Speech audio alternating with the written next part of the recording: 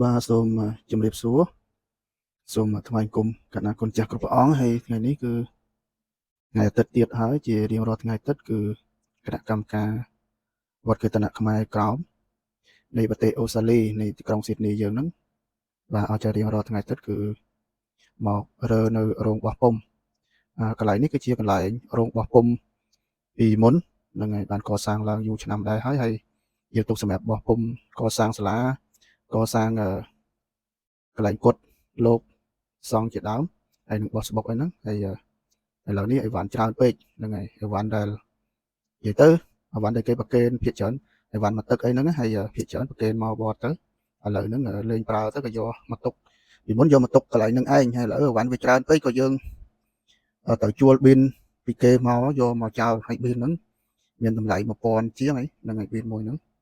ហើយយើងយកមកហ្នឹងគេទុករយៈពេលឲ្យយើងបានទៅដល់ខែ1ចាប់ពីខែ12ហ្នឹងទៅហើយយើងនាំគ្នារើដើម្បីឲ្យវាឲ្យអស់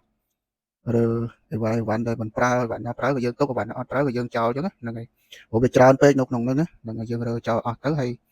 យើងចាប់ផ្ដើមធ្វើវាឡើងហ្នឹងហើយជួសជុលឡើងដូចជាក្នុងដំបូលហ្នឹងគឺដេកដាច់អស់ហើយក្នុងដំបូលនោះហើយខាងក្រោមគឺយើងទៅចាក់សាបឡើងវិញអញ្ចឹងហ្នឹងហើយយើងទៅធ្វើឡើងវិញទាំងអស់ដើម្បីបោះពុម្ពមកចាប់ផ្ដើមកសាងជាតិដីមួយថ្មីនៅក្នុងវត្តយើងហ្នឹងហើយកំពុងតែដំណើរការគូសប្លង់ដើម្បីដាក់ជូនរដ្ឋហើយបាទបងប្អូនឬក៏ញាតិញោមទាំងអស់បើមានសទ្ធាអាចចូលរួមបណ្ដាបានដើម្បីយើងកសាងនៅចិត្តដីមួយបាទសូមអរគុណច្រើនវីដេអូមានតែប៉ុណ្ណេះទេនឹងមានវីដេអូច្រើនទៀតនឹងអាចរៀបរាប់ប្រាប់នឹងឥឡូវនេះមានតែប៉ុណ្្នឹងទេអានេះគឺជាអាទិត្យទី3ហើយអាទិត្យទី3ទី4នេះដែលយើងចាប់ផ្ដើមរើពី2អាទិត្យមុនហើយបានធ្វើវីដេអូប្រកបខានបាទសូមអរគុណច្រើនហើយសូមជម្រាបលានិងថ្វាយបង្គំលាបាទ